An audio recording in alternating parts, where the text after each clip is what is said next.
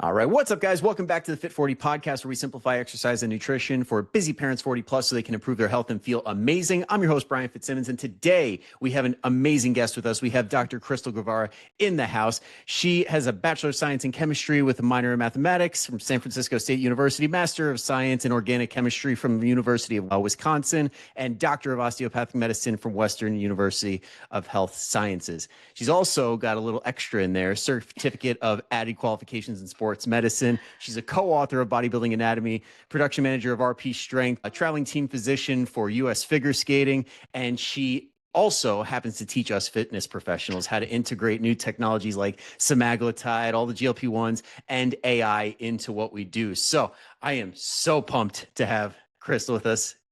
So welcome. Thank you so much for having me. It's just always wild to hear like all of that stuff. I'm like, wow, I feel really old, but wise. Why, Yeah. a lot of education under my belt. Yeah, there's only two real reactions to that. It's like, oh yeah, I did all those things, or oh God, it's been a while.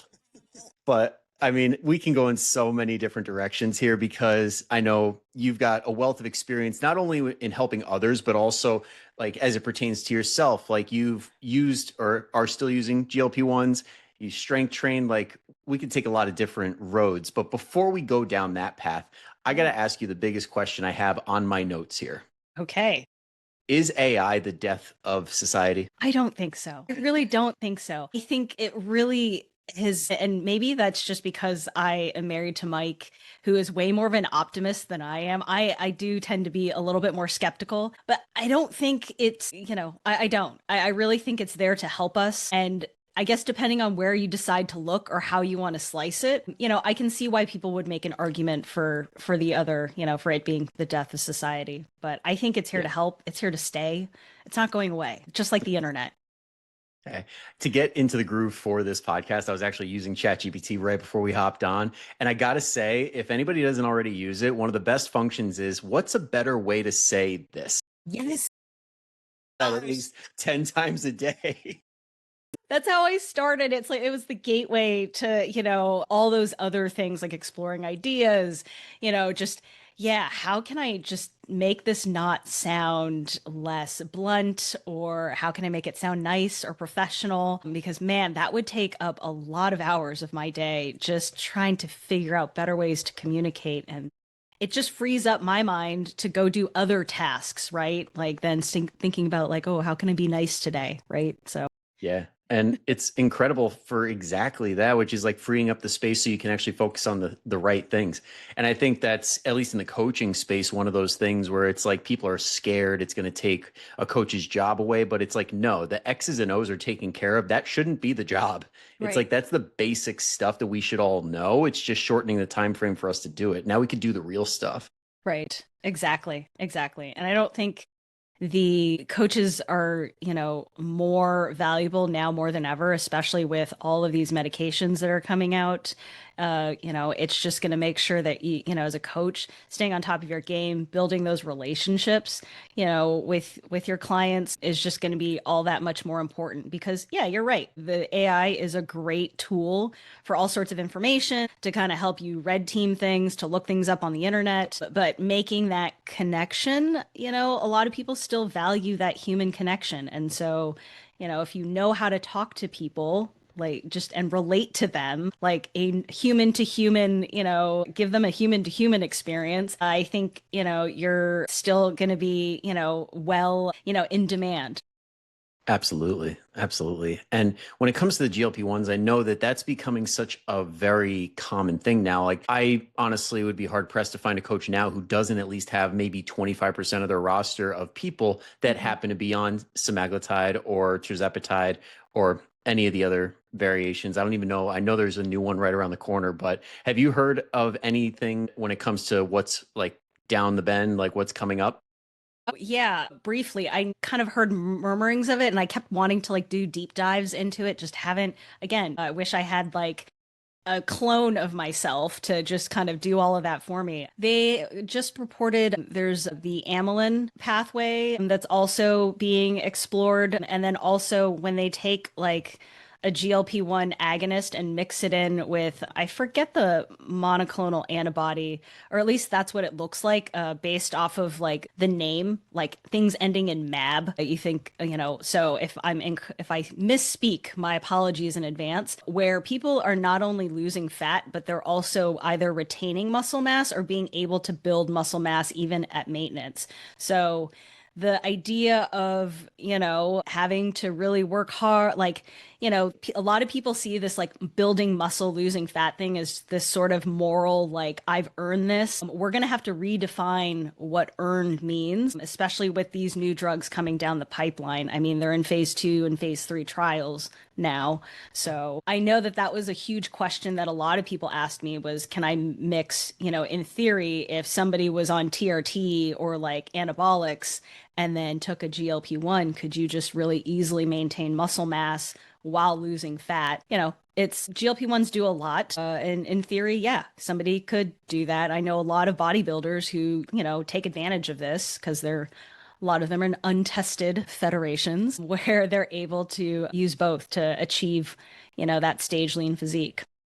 Yeah. And it's interesting you bring up bodybuilders because, like, when you have like random shower thoughts and you're like, wow, I just had an epiphany. Like, I literally just had one where I'm like, I think when it comes to compounded versions, like, I know that are they officially outlawed now, or is that not in full effect yet? Well, I guess now that the shortage is officially over, technically, I've heard murmurings of some compounding pharmacies kind of getting a little bit in trouble here and there. I don't know Hmm. what that means officially because, when things like the FDA, like how long that takes, whether or not your compounding pharmacy is going to get hit is anybody's game. So I don't know what the timeline is, but yes, officially with the shortage being over, there's no need for compounding pharmacies to produce these medications. Because my thought was, I think all these people that are getting these compounded versions that really can't get it through their doctor for some reason, for Yeah. the multitude of reasons it could be, they're basically experiencing what the bodybuilders have for years on end, where it's like, where do I get my roids? Yeah. Where do I get the testosterone from? It's like, well, you Yeah. get it from some back dealer, like in the back of the gym, and you say, hey, I need some stuff. And Yeah. that's basically what these groups online have turned into, is like, where does everybody get theirs? Yeah, so there's the compounding pharmacies are like they are legal. Then there's the even grayer area, which is the research website, like the website where it's like for research purposes only, and it's, not for human consumption, not for animal consumption, and people will just take it. That's at least kind of what I have heard on the street, as far as like there's the compounding pharmacies and then there's the even grayer area of research, peptides.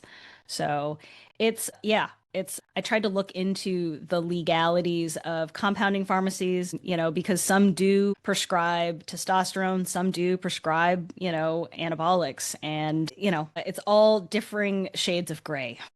Yeah. Yeah, every day. Yeah, that's what it feels like. And speaking of shades of gray, that's how you brought up peptides. Like, that seems to be one of these things that are getting very, very hyped. And I'm Mhm. curious, are there any that are worth paying attention to? Or at this point, is it just so preliminary that it's like, let's just wait 10, 20 years. Like, we'll do the basics that we know work, and then maybe we'll talk about Well, I mean, it really depends on, I guess for, most of the audience that's listening right now, I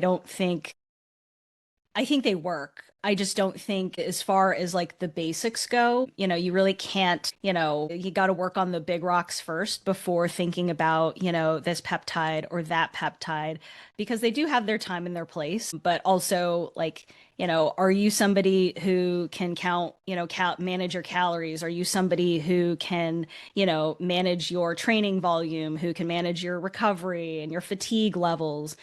Slapping, taking some growth hormone isn't going to solve, anything if you don't have that, straightened out. Because there's plenty of bodybuilders who don't have that straightened out, who take growth hormone and then end up, with like abnormal blood sugars because they, just kept taking growth hormone and not doing any of the basics. And I'm so glad that you brought up blood sugars, because I guess I'm hoping that the audience has picked up on the fact that, like, blood work has been one of those things that I've been trying to get a better understanding of Yeah. as far as like a coach. I know we talked about it when I got your attention at the Real Coaches Summit. And I'm curious, like from a coach's perspective, what do you think if somebody was like looking to hire a coach, are there any like red or green flags that you would listen for that when it comes to improving blood work? Man, I think coaches do a really great job at all the lifestyle stuff that I wish more kind of physicians would kind of take note of because, I don't think there's any substitute for what it is that you guys in the fitness space do. And I really wish, I feel like I'm preaching to the choir because I've spent my entire medical journey kind of with one foot in the kind of evidence-based fitness, online fitness community, kind of seeing how that side of things are done. So, looking at it from like the physician lens and kind of seeing how their operations kind of usually run, especially in clinic, a traditional clinic, we just don't, there's the medical system is not set up to, manage people's lifestyles appropriately. Like a 15-minute visit, at once, with a follow-up once every few months is just not going to cut it if you're thinking about lifestyle, behavioral habits and changing people's everyday habits. So I think really all the stuff that you guys are talking about, with eating a well-balanced diet, lifting weights consistently, getting steps in, staying hydrated, I really can't think of anything else, that you guys, like that's it. I feel like most of this bread and butter, diabetes, high blood pressure, like abnormal, elevated cholesterol. Yes, we have medications, but man, I don't know. I feel like I'm preaching to the choir. I always try and tell people like this is not a death sentence. We don't have to be on this for life. I ideally would like to get you off of these medications, but right now I need to manage the now while we work on the lifestyle stuff. And, because of where, how things are set up in the clinic, it's just, yeah, the lifestyle stuff just kind of, yeah, I'll do it. And then kind of nothing. Yeah. And I wish more people had access to these lifestyle interventions because they might find they don't even need it. And I've actually been noticing that a little bit with some people that I've worked with where like we'll start eating more protein, eating more fiber while they're on GLP-1s and they physically can't eat enough. They're at the point where they legitimately are only able to eat like 500 calories. And then it's like, so do we actually need this if we're eating these foods? And that's my question. Like, I'm not like trying to lead on to anything, but I'm genuinely curious. Like if somebody physically cannot eat like 500 calories worth when they're eating enough protein and fiber, like would it warrant a GLP-1 medication? So if they're not, if they're even on a GLP-1 medication, and I think it's also important to realize, like, yes, I don't want them to be eating 500 calories a day. You need to think about the dose, like thinking about the minimum effective dose to achieve, whatever goal it is, because everybody's food drive is different, right? And everybody's got a different starting point. Everybody's got a different, level of education or, behavior, daily habits that they're working with. So yeah, if somebody's not getting the food like calories wise 500, it's time to either do they really need to be on a GLP-1 and or it's time to think about if they are on one, thinking about like, hey, maybe you should talk to your doctor about adjusting the dose because you're not eating anything. I need you, like, yes, we want to be in a calorie deficit, but we want to control that calorie deficit. And I feel like that point sometimes gets missed when I've seen other providers just kind of,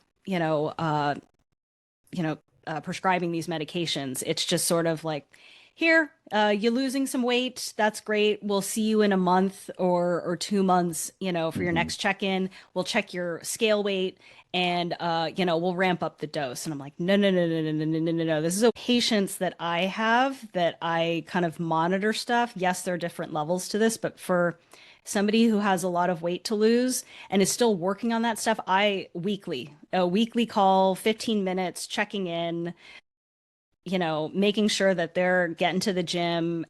How are you doing with your food? Are you eating all of your food? And if not, I need to know that because yeah, somebody's saying I'm throwing up all the time. It's like, let's back off on it. Or, you know, kind of back off on the dose or maybe think about an alternative, right? Because tirzepatide is also available and people seem to do better side effects wise on average. Yeah. And I think that there's a couple factors at play. Like number one is these medications are being used by people who have historically had so many issues with losing weight. So that first hit of success, they're like, I'm willing to put up with this. Oh, Like, yeah. I want these results, which Yes. totally valid. It's like, if this is the goal and you're achieving the goal and you're willing to put up with it, like, I get it. But at the same time, it's going to lead to some not so great effects. And also, I think there's also a little resistance to like go against your doctor, quote unquote, where it's like, well, they're calling the shots. I just want to follow what they're telling me. They're the authority on this. Yeah. Oh yeah. I had a colleague actually kind of ask about constipation Mhm. question. Turns out, they were only eating like I was, so this is how it works. They usually say, "Oh, I'm eating very healthy," and then they give you like, "This is what my daily intake looks like." And usually I, take them at face value, but I think a better way to get an idea of what people's true kind of intake is because we forget, and we also overestimate or underestimate our calories. I asked them what the last thing that they ate was. That's a better question. So, yeah, because people don't, even I don't remember anything. Oh my God, if I track just because I will forget, I just genuinely will forget what I had, like yesterday. And it turns out it was like a handful of almonds and some blueberries. And I was like, that's not a meal, respectfully. And, what goes in must come out. But person replied with, the same thing that you were saying is like, this is the first time that I've ever been able to lose weight. And I'm not change the, I don't want to ever gain weight again. Like this is working for me. I've never had anything work for me my entire life and I'm not going to give this up. And it just breaks my heart to kind of, because I understand where they're coming from. It's a real frustrating thing for your entire life to kind of feel like, why am I broken? Why does it take me so much effort to do the thing that like these other people are just so easily, able to achieve and act like it's like the easiest thing in the world? What's wrong with me? So I feel for them. But, Yeah. I think trying to sell people on the long-term plan of, yes, we want to get you here, but we also want you to get there and still be happy and still be thriving and not feel like you crash dieted your way into like this number because, what was it? The Biggest Loser? Yeah, like that whole extreme dieting, let's change everything to do this extreme weight loss. And then what? They go back home and they're just not really equipped to kind of set themselves up for what's going to happen when I get home. What's my day going to look like? Am I going to, I have to go back to work. Like I have kids. I don't know how the show kind of like Yeah. if you're by yourself or whatnot, but Well, there were like a couple of versions because I know I want to say it was his name's Glenn Powell. He was just Mhm. on Andrew Coates' podcast, the Live for Your Diet Hard podcast, which everybody should listen to after this. He did like a makeover one where I think that they went to their house for like a full on year, which I'm like, that makes more sense. And that's actually going to have a bigger impact. But then there's like the Jillian Michaels era where it's like, we're going to make them puke. We're going to kill them with workouts. We're going to starve them to death. And those people that were on the show and also the people that were watching back in those days still listening to her, and she's one of the biggest voices when it comes to food noise doesn't exist. Like it's all about willpower. You just don't want it bad enough coming from somebody who's been lean their entire life. Yeah. I struggled with that quite a bit in med school, feeling, like I wanted to reach into my phone, into Instagram and just like grab people by the throat and choke them out. It just like, I guess I stopped asking people, why can't you do linear algebra? Why can't you do discrete math? Like, just like I can't, paint, I can't draw a straight line to save my life. I'm not an art person. So Well, that might be a good thing because, like, if you could do a perfect circle, doesn't that mean you're like a psychopath or something? then I'm really far from it because We're really mentally sane here. Man. So yeah, I remember the Jillian Michaels era. Yeah, that just also shows how old I am. That's all good. Hey, I'm quoting it because I did too. And unfortunately, I was watching that stuff as a kid. Like my mom had it and she was watching it, and it was kind of like one of those things. We'd watch Biggest Losers and we'd watch American Idol, and like it would just kind of flow all together. But it did set up some nasty mental rebound effects from that. But I think we're getting smarter and more intelligent. But there are some people that do need to learn a better way because, to your point, like how if we are doing this style where we're starving ourselves, it's kind of like robbing Peter to pay Paul. Are you Yeah. losing weight? Yeah, but you're also losing muscle mass. And that was another question I wanted to ask. When it comes to Hmm. bone mineral density, are we Hmm. seeing a reduction when it comes to people that are under fueling, or is that something that doesn't have a ton of research behind it just yet? Well, I mean, decreased bone mineral density under fueling. Oh yeah, I've seen that, quite often and not necessarily, and that's not necessarily like unique to GLP-1 drugs. I've seen that in plenty of athletes who are able to maintain their leanness just fine without it. So yeah, if you're, chronically, kind of over exercising and not fueling, you can very much decrease your mineral density. I've seen college aged athletes kind of closer to the osteoporosis category if you take it too far. College? Yeah. And that's when you have to have that conversation, like have a team intervention and start talking about, eligibility, because at that point it's just not safe for an athlete to continue in sport Yeah. until they get, their health back. But I mean, those are very extreme cases. So I don't want people to be, like, oh my God, if I think it's just being mindful, eating 500 calories and, doing 2 a day workouts, probably not, a good, healthy start, Mm-mm. you know, overall. Yeah. And if somebody's not tracking and they're like, oh God, I don't even know where I am, then if you Hmm. can get like 3 meals a day where you have some sort of protein and some sort of color on the plate and you're Yeah. able to finish it, then you're probably in a good place. But if you're like, damn, I can't even finish this half a chicken breast, that's probably concerning. Yeah, yeah. No, I Yeah. agree. That's, try not to make it too complicated, Yeah. The older I get, the more I'm like, you know what? Just get some sort of protein, something resembling a vegetable, maybe a piece of fruit, both of them at the same time, because I am all about that fiber, you know, healthy bowels, especially in your 40s, the colon cancer screening, colonoscopy, the recommendations had been, believe, lowered from 50 to 45 to start considering that, depending on your risk factors. I'm getting closer to that age, you know. Yeah. Part of the fun of getting a little bit older as the years go on. Yeah, just a little tune up, a little check Yeah. in.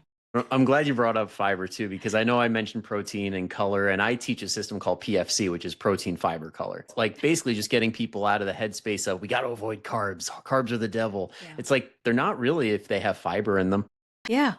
Oh, yeah. And then definitely just the added water. It took me years to actually get back into fruit as a carb source. One, I think hiring a bodybuilding coach very early on in my journey kind of not screwed me, but I just didn't have this affinity for it. And so it took me a number of years to circle back to that. I was always about oatmeal or like bread, which is Yeah. fine, but like, man, just feel like it's just the hack. You can get so much volume for, out of fruit for your carb source. I'm like, oh man, I should have started this sooner, but Yeah. better late than never. It's interesting you say that because I honestly, like when I was doing bodybuilding, fiber wasn't really a concern. Like it Yeah. wasn't a huge deal to me at the time. And then it's like, wow, this would have made life so much easier if I just Yeah. had all my carbs from fiber. I would have been so much less miserable. Yeah, yeah. It just also the hydration, like just the water, Mhm. content in like melon, watermelon, cantaloupe. I get fuller faster. Yep. Because people, I mean, it always recycles on social media. Someone will put it up, but people still don't really realize that, like, what is it? A pound of watermelon is like 100 calories or something I like know. that. I know. And it's like if you're really that hungry, if you're really in a calorie deficit, man, it becomes like the life hack, right? Just Yep. like just get through it. So, And while we're on the topic of fiber, one of my favorites, I know I just told a client to do this like yesterday, is go ham on popcorn if we're not dousing it in butter. Like if you could find right. like a dry seasoning, you could eat a whole lot of popcorn for like nothing. Yeah. Oh yeah. I have kettle corn, like the 100 calorie like bags, and just really, if I'm looking for something like salty but a little sweet and not nothing to break the bank, man, yeah, just does the job. So it's also a great hack.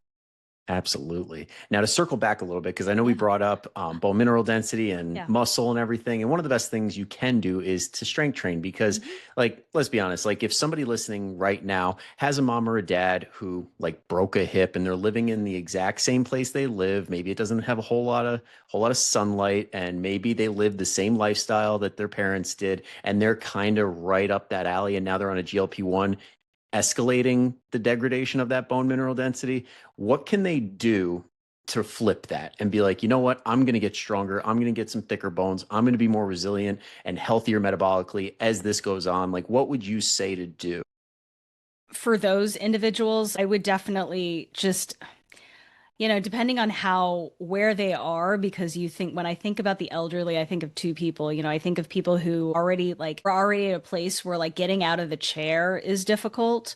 I would say if you can hire somebody to kind of work with you at home, or even like, because I've even tried to put together like home workouts for my elderly patients who have come in to the office when I was still seeing people regularly in a traditional office, trying to show them an exercise or two that they could do at home, like wall push-ups, like holding the chair and seeing if they can squat into the chair, but if they're able to drive themselves to a gym and hire a personal trainer, man, that would be the ideal. Just Yeah. anywhere, like just get started. Like anything is better than nothing. And sitting in front of the TV all day, if you can just avoid that, that would be amazing. Awesome. And I'm curious because I know I saw somebody mention it and I want to dig a little bit deeper on Yeah. it, how they compared the effectiveness of like a trainer versus a dietitian versus a doctor on like health outcomes when it Yeah. comes to lifestyle. And apparently the trainer had the better outcomes because of the more frequent touch points. So it's like that could be one of the biggest make or break things is how frequently can you see somebody Yeah. who actually Oh, genuinely cares, like somebody who is a doctor, a dietitian, a trainer. Like your best friend could talk you out of your workout every day of the week, but if you have somebody that's like, let's get this done, then it could yes. be a gigantic difference. Yeah, and that makes a whole lot of sense. I know there was not to throw any shade, but I totally am going to Oh, start throwing. please do. There was a physician colleague who seemed to be really upset that patient had told them like, oh, my personal trainer is okay with me using a GLP-1. And they seemed to be thrown a little bit by it. And, that immediately my first thought was like, of course they would. Like you said, they're seeing their personal trainer like what, three times a week, at least once a week. They've built that connection and trust.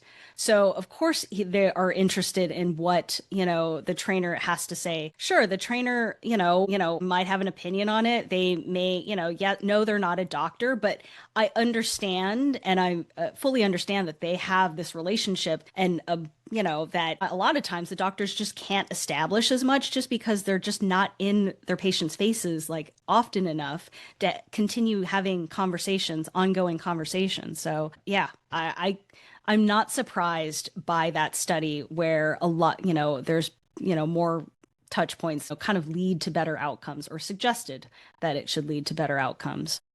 Yeah. And I mean, this is going to sound a little controversial, but this audience is used to it by now.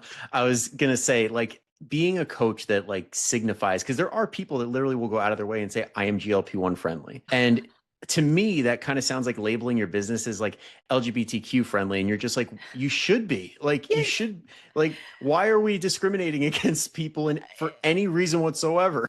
Yeah, no, I am kind of the same way. Just sort of, or maybe it's a marketing thing that I'm just not getting.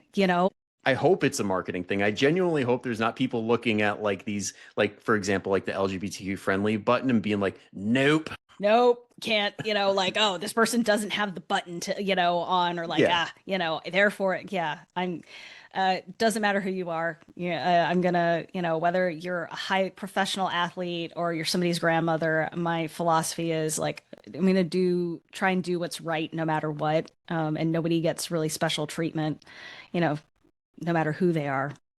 exactly. Because I know when GLP-1s really started to like shit was hitting the fan and it was becoming like this boom. Yeah. I probably overdid it, but I posted a bunch. I'm like, it's not a coach's job to dictate like if somebody should be on a GLP-1 or not. It's our job to say, hey, these are your list of medications, like every other medication we would ask for, and say, okay, that's part of the mix. That's going to drive possibly the plan and definitely the expectations. So that's all it is. Like, why am I judging you as a person, assuming you're taking a shortcut or something? It's like, it's just a medication.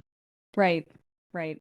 People had a lot of feelings about it. And yeah, there's still quite a number of people out there who think it's cheating or think, you're taking the easy way out. And, I guess, more power to them because, if they don't want to work with somebody who is taking this medication, yeah, like, because you're not going to be for everybody. Right. Like, and you Yeah. got to find somebody who you kind of vibe with, for lack of a better description. That'll probably be the biggest like if we're going to talk about like everything cumulatively that'll make a big difference, the beer test is probably the top of the top where it's like, would I have a beer with this person? Yeah. Yes or no? Yeah, exactly. And for some people that, yeah, or others are just too robotic. And some people might jive with that too. So there's plenty of people who are like, I just want my plan. Just tell me what to do. I am a busy professional. I work in a law office and I don't have time for this shit. Just give me my plan and let me get about my day. Because at the very least, I was that person for a number of years. I was like, I don't like, yeah, I'm in medical school. I have very limited time. I have very limited bandwidth to be nice to people. Just give me my plan.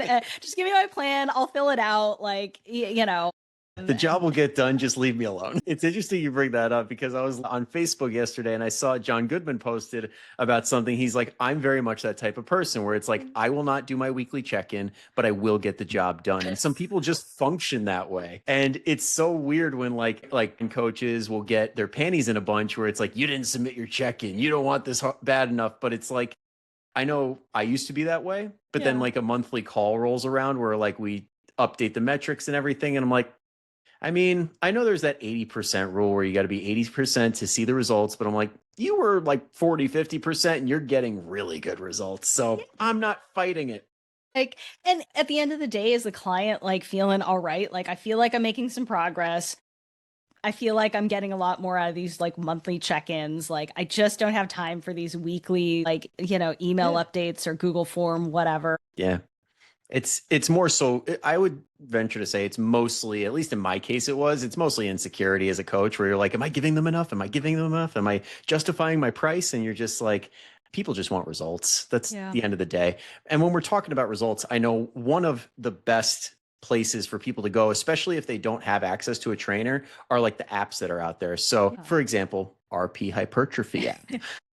Yeah. I mean, I'm a fan. I use it. It just makes it so much easier to track and also have the app kind of update, your reps, your sets based on the information that you give it. So it's really easy. It just, people ask me like what my split is. And I'm like, I don't have my phone on me right now. So I couldn't tell you, but I walk in, I turn it on and it's boom, done. So yeah. If I wasn't so anal about my own programming, I'd totally be on it. And honestly, I probably will be once this cut is over. yeah. But yeah, it's like, it's one of those things that I know RP was like at the head of the pack when it came to the whole AI boom and auto-regulating training and everything. So it's like, you might as well go with like the front runner when it comes to that style of training. Yeah, and it's nice that it takes into account fatigue management and, joint pain as well. So I also appreciate that. And if the app doesn't feel like, and I guess I've been training for so long that there are times where I will manually override, their recommendations based off of, how I'm doing personally, like within the mesocycle. So, but that's really rare. Do you ever like sit across the couch from Mike and say, F you, I'm changing your program? No, usually funny enough, I just feel like whatever he's doing is usually what I'll notice that we have very similar like splits, which is fine. But then when you go into the gym and it's like, oh, I've got all this stuff on the Smith machine. And then you look over and he's got all of his stuff on the Smith machine. I'm like, okay, I'm just going to come back in later in the day and get my workout in. Yeah, that's couples training at its finest. I know when me and my fiance would go to the gym together, I kept looking at like the leg press or any of these like plate loaded machines, and I'm like, I would judge the hell out of me with how I'm loading these plates right now. There's Ah, like a 10 on the inside, a 2.5, and then a 45. But it is what love it it. is. Love it. And I'm glad you brought up like you and Mike training together, because I know some people are very confused when it comes to men versus women training. Like, Mhm. what are the differences? Is it really that hardcore of a difference? Because there have been some pretty vocal people, especially in the menopause crowd, that are like, women need to train a certain way. And if you don't, you're going to be screwed, or you're just not going to get results. I don't necessarily think about screwed. I think on average, women they're able to recover a lot faster and they're able to tolerate higher volumes. I'm sort of in the like fast twitch kind of camp. So I see a lot of women's programming through at least the hypertrophy app. And I'm like, I would not survive this. I don't know where you guys are coming from. Like, you get nauseous just looking at it. Like, okay.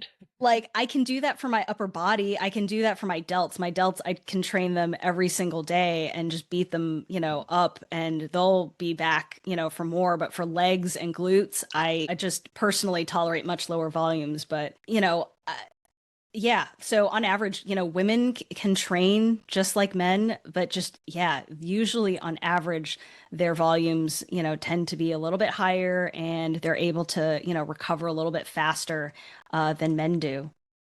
But also, women are great because they also don't do a whole ton of ego lifting as much as guys do on average. Most of the sports, when I was doing traditional sports medicine clinic, it was, pec tear, or shoulder, labrum tear. I decided, I'm 45 years old. I haven't been to the gym in months. I decided that I was going to see if I can still bench 225, loaded it up, and sure enough, I felt a pop. Yeah, I think eventually we all hit that point where we're like, all right, I'm sick of getting hurt. I guess I should change things. Maybe. So, Yeah. and then on average, I think women could be pushed a little bit more. Like I feel like they underestimate what they can do, in the weight room. Not everybody, but on average, just a little like, that purse, that Louis Vuitton bag that you're carrying around, like I know how much that weighs. I know how much crap that you guys are stuffing those never full bags with. Is a lot more than the weight that your dumbbell that you're carrying right now. So, Talk about throwing shade. And I always draw the comparison. I'm like, if you've ever had a toddler, you can lift 30 to 40 pounds. yeah. That's pretty standard. Yeah. Yeah. So, yeah, you're not going to be screwed, but I do, because I know women do want results. They do want, at least initially, so do see sometimes women, kind of do other types of exercises, which are fun and they're great. And I'm glad that it gets them out and moving and finding something, versus, sitting on the what's the alternative, right? Sitting on a Mhm. couch, binge watching Netflix.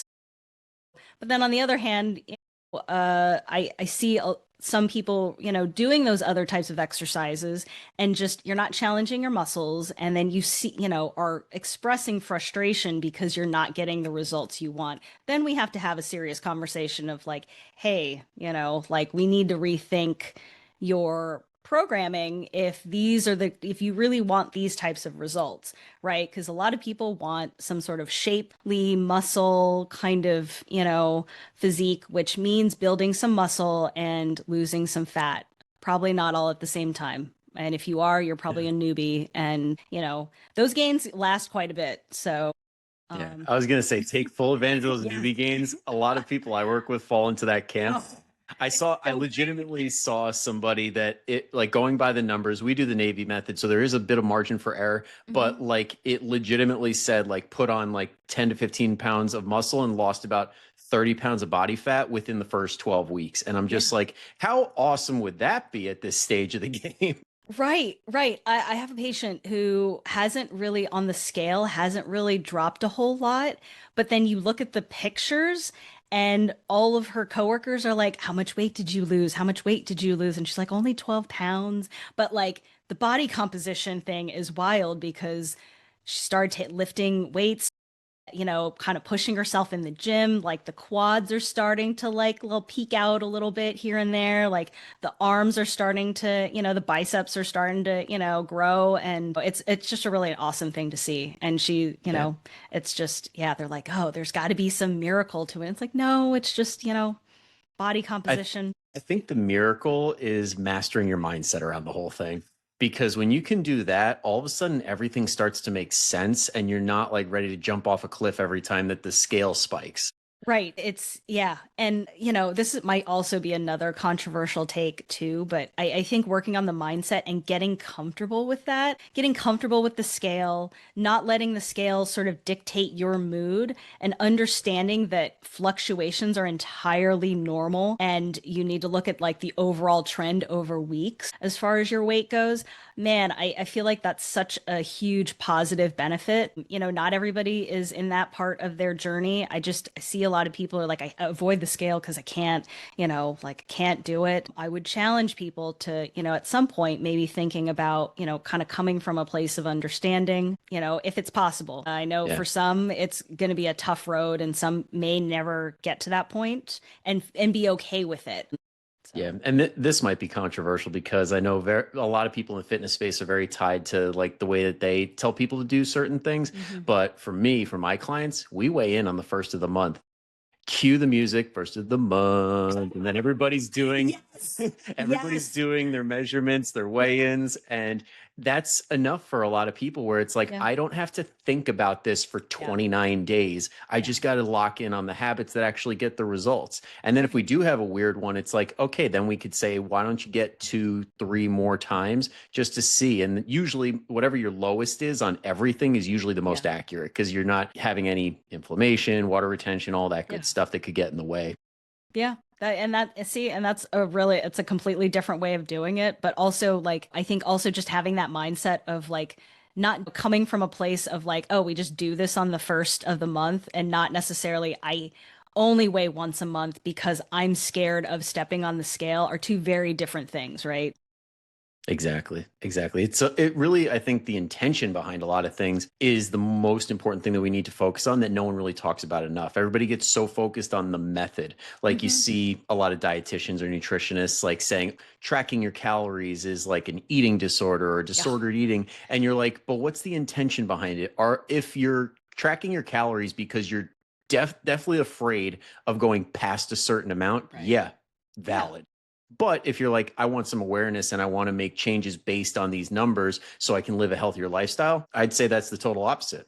Yeah, there's a lot of nuance to it. I think a lot of people who are very vocal about that online, I don't know if there is a potential, for their own bias. Like maybe at some point they don't feel comfortable with that, kind of tracking because they in the past have had kind of disordered eating or it caused them to go down that rabbit hole, which is totally valid. But also I think it's important to realize that your experiences shape who how you navigate client relationships. I mean, I certainly have my own biases. I'm definitely pro GLP-1 medication for quite many people because I understand what food noise is like and have suffered with it. So but I also realize that my it's not always my way or the highway. I think kind of keeping that in mind. And I try and stay away from like those polarizing statements online, even though, it's not the very sexy way or, most marketable way to do stuff. But I'm not interested in that viral clickbait like game. Like I'm too Yeah. old for that. I'm too old for that. And Yeah. I'm not a good salesperson and I'm not a good liar. Yeah. Yeah. And I could totally agree with you on that because I've been in business mentorships and they're like, you do this, not that. And I'll catch myself in conversations and be like, well, I just shot myself in the foot, but I was honest. Right? It's like, Right? Yeah, I can't, yeah, I'm not good at selling supplements. I'm not good at, just I just want to keep it real. Everybody's different. Everybody's got this, like, thing that makes them, unique. And I think you always have to meet that patient or client to where they're at and figure out a way to kind of push them forward gently. Mm-hmm. And so coming up with like these generalizations that would go well for TikTok or go well on an Instagram, carousel, like I just find myself, at least myself, struggling with like, those overall like kind of statements, generalizing statements that, because everything has a little nuance to it, for better or for worse.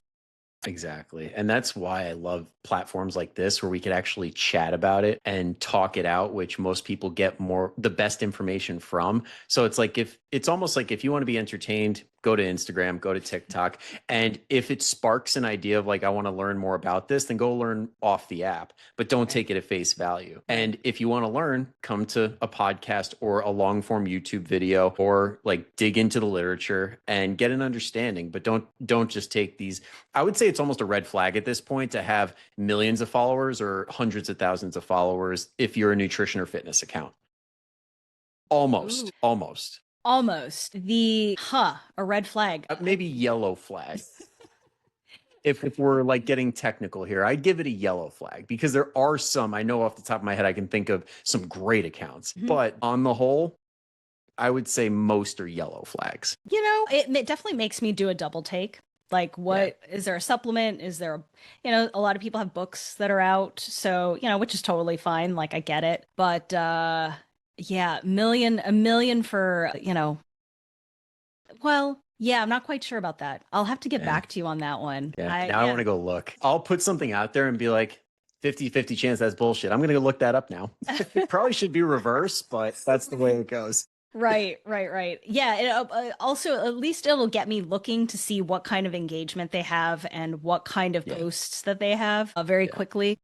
Because my head goes towards like how you said, like books, for example. If you go on the bestseller list of nutrition, I have a little bit of a gag reflex when I go through Barnes and Noble and see all these books by Stephen Gundry, Mark Hyman, all these people that are straight grifters. I'm just like, people listening to them. Fair enough. Yeah, because they think they have the solution. It's, they have the solution, this one thing, this one hack wonder, like avoid this, not that. Yeah, you're right. Okay, I see where you're coming from. That's where my head was at. I was like, do I know? I was actually like, because at first you were like millions of followers, and I was like, the only millions of followers that I would just be automatic red flag to is like some OnlyFans like account or something like that's where I was. And then I was like, do I know any like nutritionists with 1 million followers? I don't like, or that high of a follower count. I was like, yeah. Because I'm thinking people like, what's that guy, Bobby, what's his name? And like Paul Saladino and people like that, where I'm just like, yeah, no, I see what you mean now. Yeah. My brain was drawing a blank. But now I got to ask, is Mike at 1 million or RP at 1 million? I think RP was like in the high, like it's the last time I ever looked. I don't really look at the main page a whole ton. Mike he has hit the 1 million. And for everybody listening, that's one of those few that I definitely check out, especially if you want to do like a nerdy deep dive on the science of building more muscle. Like RP puts out so much good information. It's insane. Yeah, I would definitely have the volume turned down, or like if kids around, like it might not be suitable for children under the age of 18. Like I see these like junior high kids starting to like, come up to Mike and saying like, we're big fans. And I'm like, oh my God. Oh God. To be fair, junior high was when I was like turned on to South Park. So it's like, yeah, that's true. I remember watching Kids and Mi Vida Loca. Those are two movies that sort of shaped my junior high. So I guess I can't really like, I can't really talk. My boomer age is showing, right? Like those, gosh, I don't know if you've seen those. I have not, but I was going to say, if you guys do like that stuff, there is another level to it where it's unfiltered, which is even better. Oh, the member section for, Oh, yes. So definitely check those out for good information and lots of inappropriate jokes. Yes, yes. Now, on that note, I definitely don't want to take up too much of your time. I know you're a busy person, and I really appreciate you spending all this time talking about these topics and giving people amazing information. So, if people want to follow you and see all the stuff you're putting out and check out your book and all that, where can they find you? Yeah, my Instagram is dr.christle, Christle, and you can find me there. I'm usually on the back end of all the YouTube stuff. So, subscribe to the RP YouTube channel for all that good stuff and good information. Awesome. Everybody who's a return listener, you already know it's down in the description. It's down in the show notes. Go click away, follow Dr. Christle. You will be happy you did.